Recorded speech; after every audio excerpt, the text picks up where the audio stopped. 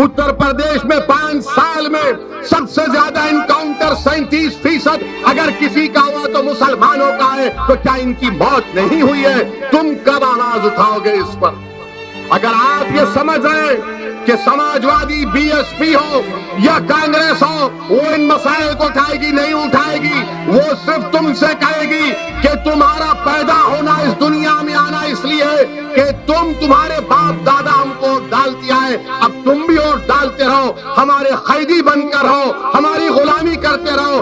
तुम्हारे मसाइल पर कोई तवज्जो नहीं दी जाएगी, तुम सिर्फ वोट डालने के लिए जिंदा रहोगे।